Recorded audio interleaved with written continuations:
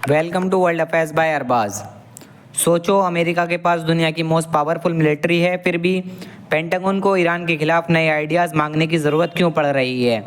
सोचो, आपके पास सैटेलाइट हैं, फाइटर जेट्स हैं, मिसाइल्स हैं, इंटेलिजेंस नेटवर्क है, दुनिया भर में मिलिट्री बेसिस हैं, फिर भी आप अपने एनालिस्ट से पूछ रहे हो कि ईरान पर प्रेशर बढ़ाने का कोई नया तरीका है।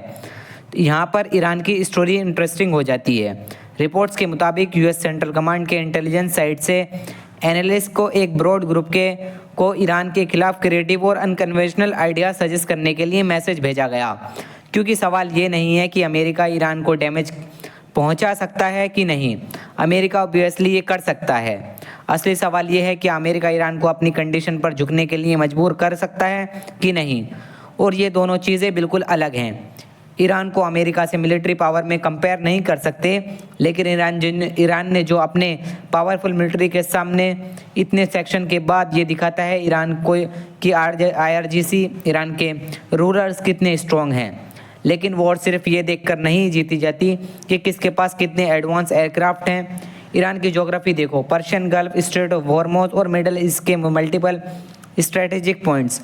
और अगर टेंशन ईरान और USA के बीच बढ़ती है तो अमेरिका को सिर्फ ईरान के अंदर होने वाली डेवलपमेंट्स नहीं देखनी पड़ती, उसे पूरे रीजन के रिएक्शन कैलकुलेट करना पड़ता है। और यही ईरान का एक मेजर स्ट्रेटेजिक एडवांटेज है। अमेरिका के पास ज़्यादा मिलिट्री पावर है, लेकिन ईरान को ज्योग्राफी का फ़ायदा है।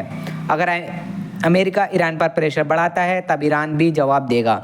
अगर ईरान के रिस्पॉन्स से गल्फ में टेंशन बढ़ती हैं और ऑयल प्राइस पर इफेक्ट पड़ेगा, अमेरिकन बेसिस को एक्स्ट्रा सिक्योरिटी देनी पड़ेगी, तो अमेरिका के लिए प्रॉब्लम और बड़ी हो सकती है।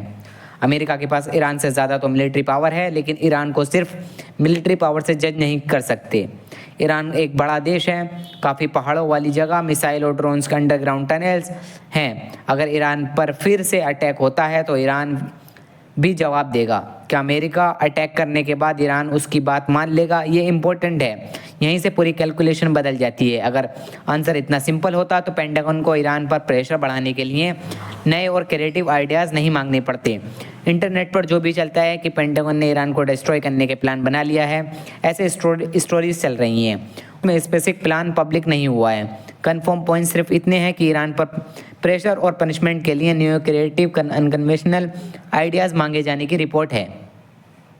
अमेरिका ईरान को प्रेशर में लाकर अपनी बात मनवा पाएगा, या ईरान इतने प्रेशर के बाद भी अपनी पोजीशन पर खड़ा रहेगा? किसी कंट्री को डैमेज करना इजी होता है, लेकिन उस कंट्री से अपनी बात मनवा लेना बहुत मुश्किल। देखते हैं, कुछ अपडेट वीडियो आती है तो अपडेट वीडियो लाते रहेंगे।